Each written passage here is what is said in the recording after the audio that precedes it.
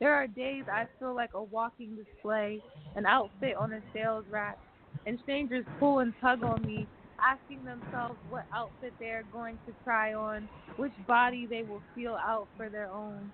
Years ago, I know my ancestors were talked out of their skin, tricked into experiments, put into zoos and circuses, dragged from their graves onto autopsy beds, unwillingly dissected after death because the people just didn't like how they used their last breath, that they chose to rest instead of give their bodies to science.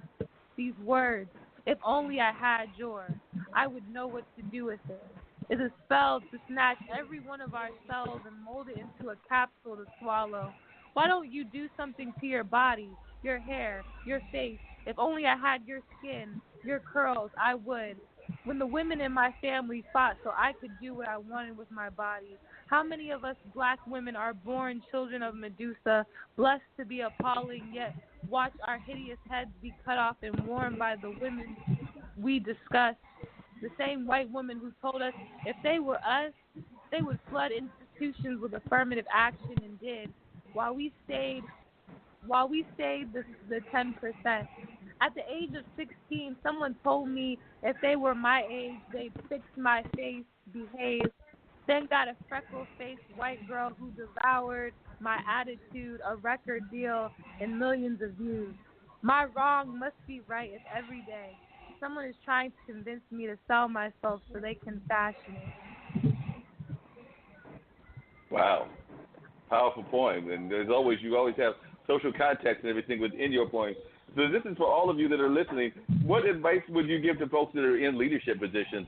Because like I said, whether it's you in the Nascar, Melissa, or whether it's you with the elderly care, Phyllis, or whether it's you, Stafford, as a business owner, or whether it's you, Ashley, as a poet, what advice would you give to folks that are in leadership if you could have a moment of their time? You can talk to anybody in leadership, whether that's in the Congress, whether that's in the White House, whether that's whatever, but what advice would you give them, and what would you love to tell them?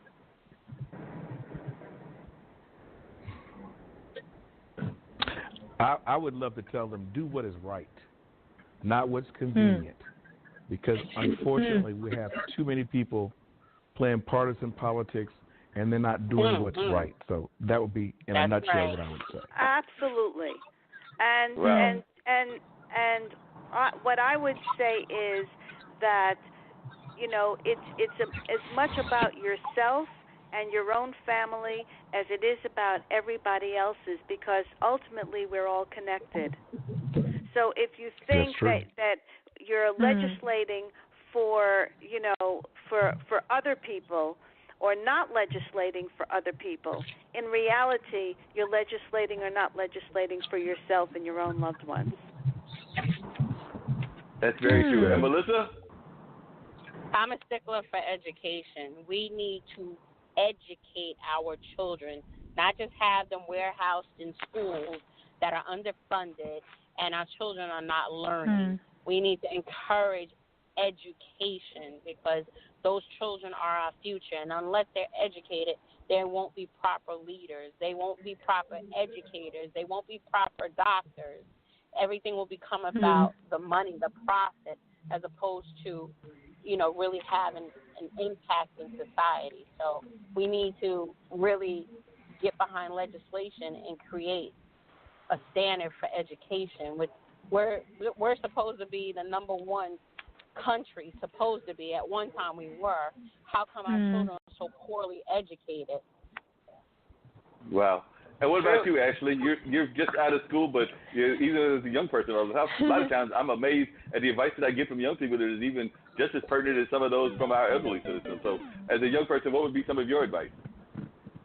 Well, I would say just be your own advocate no matter what you do, because I believe it becomes difficult to gauge one's moral compass, or, you know, how respectable they look in this society, because we live in a capitalistic society that's almost cannibalistic. So in that sense, the best advice is just to look out for yourself, because you're living in a world where people are constantly trying to consume you and throw you away. Wow. That's very true.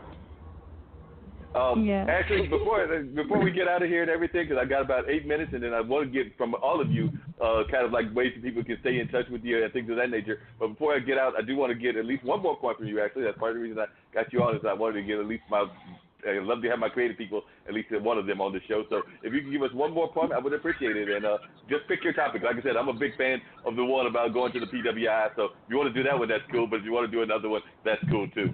Oh, word. You mean the Savages one? Excuse me? That's what you're talking about. Are you talking about the Savages one? Yeah, Savages. Yeah, I can do that one. I'm pretty sure I have. Okay, let's see. So it goes like, they're savages, barely even humans, jack them from our shore. They're not like you and me, which means they must be evil. We must sound the drums of war. Those words my roommate spoke can never be drawn back. The shots rung throughout my body, they flowed down the tongue of her ignorance as she spat saliva Bible passages to salvate my indigenous instincts so my identity would be easier for her to stomach. You eat like a savage. I hope to become more acceptable to society. Each hard consonant you spoke sounded like correctional facilities. Metal ropes African Americans are hung through in orange jumpsuits and bonds that put them in their place like the bands of dollars that jails count. Underneath the terrain of your white privilege, my roots are splitting pavements and pumping drums of war to my heart louder than your police sirens. You think your money can control me like slavery, that your dollar signs can chain me to your colonies. Don't you feel so amazing? I bet helping me feels a lot like saving children in Haiti or finally paying attention to the aftermath of Coney. I am not your charity. You will not auction me away from my mother by telling me you would have done a better job at raising me in this world where swollen pus wounds of whips aren't enough to distinguish my heritage. The rotting of strong, opaque flesh and your neglectance isn't a good enough explanation to why Martin Luther King has a holiday. How many young black men and women will have to be gunned down for you to realize I'm making a difference? If a black man is hung at 90 degrees, how many slings will it take for you to see my history? This is not the blind side. That is the majority. There are specks from your color spectrum that actually spot me. I paint graffiti from the watercolor of my tears on your blank canvas to show you I was never chipping. The Bronx is still burning. In Virginia, Nat Turner still lives in me. And your abolition abolishes my identity. I feel like an offering being passed around by your biddings. How many people in my family do you have to buy until you own me? I feel the squeezing of nooses around my neck as you try to fit me into a suit more your size, as if my people haven't had to bleed enough so I could sit among you bulletproof. Well, that's nice, but I heard that some slaves love to be slaves because their masters were so nice to them. You think you know me because you took African American studies? Your halo of light burns me like those old crosses in D.C. You can't control me. Doesn't my American name already baptize me into the red, white, and blue? You branded on my ancestors' flesh. Savages, barely even human. Funny how in this world people still don't get it. Wow. Like I said, that's always one of those powerful points that you do and everything. It's a very amazing. Like I said, we got about 5 minutes to go, so I want to go around the table one more time and everything. And if everybody, and I'll start with the lady first. So we'll go with Phyllis and then Melissa and Ashley, and then I'll come back to Stafford. So if y'all will tell folks how they can get in touch with you if they want to continue this conversation. And, of course, as I always say, because we're building this audience up and we always are willing to have you back on a regular basis. Melissa, you said you got some stuff that will be announced in the future, so we hope that when you make that announcement, you'll definitely make it here with us. But if you'll let folks know how they can reach out to you. So, Phyllis, if you'll let folks know how they can find you either on Amazon or just in general, and then we'll go from there. Okay, perfect. Thanks. So the name of my book is Overdue Quality Care for Our Elder Citizens. It is on Amazon and BarnesandNoble.com. People can reach me at Phyllis at voiceforeldercare.com. My website is www.voiceforeldercare.com, but the email address is Phyllis that's PHYLLIS @voiceforeldercare.com, and they could reach me at 203-594-6878 or 203-886-6934. Appreciate you. Melisa, how can folks reach you? And maybe they want to be a driver. Maybe they just want to help you in business. Maybe there's a big-time donor that wants to actually invest in your company. But however they want to do it, how can they reach out to you?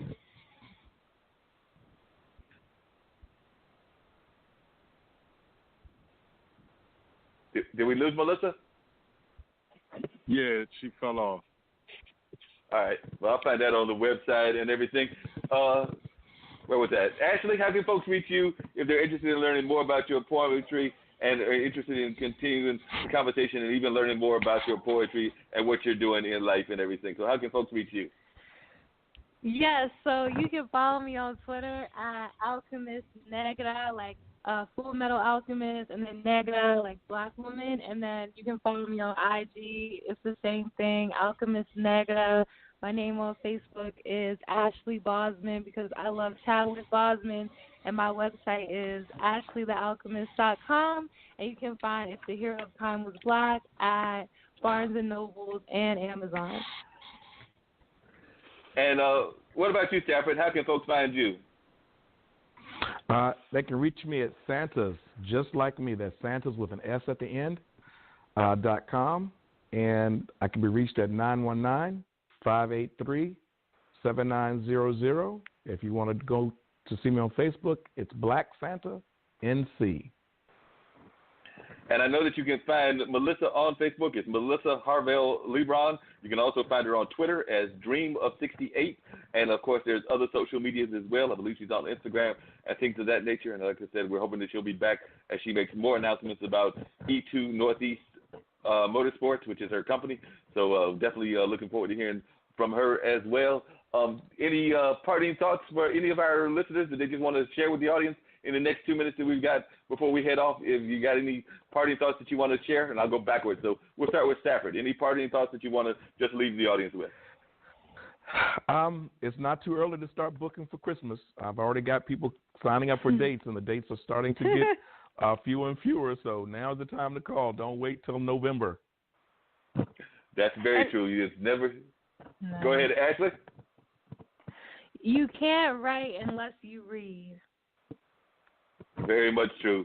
And what about you, Phyllis? Any parting thoughts that you want to share with folks? Absolutely. You know, I'd love to, if anybody reaches out, you know, I work with individuals and families in helping them make better decisions for their loved ones in terms of long-term care, memory care, short-term rehabilitation units. And, you know, I'd be happy to answer any questions and give anybody any advice. And I also have program. By the way, at the back of my book, there's a download so that there's a free download so that people could get tips on, you know, what to look for if they're looking for care for their loved one. Definitely, and we'd love to have you back on at some point to talk about some of the tips that you would give and everything. I definitely enjoyed some of what you shared, but we'd love to hear some of those tips as well. So we'll definitely have you back on in the near future as well.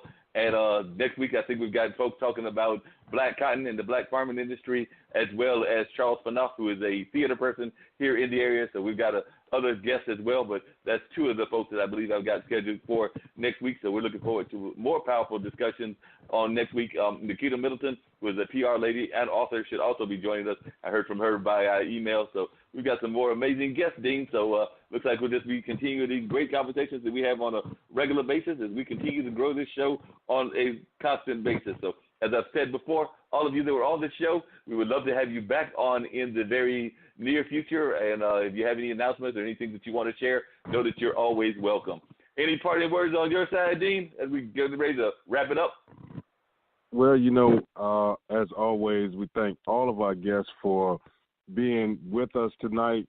Very interesting conversation, and we'll be back again next week, same time, same place here at blogtalkradio.com.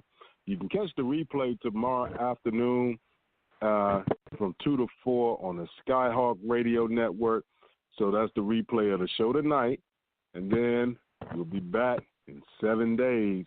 And like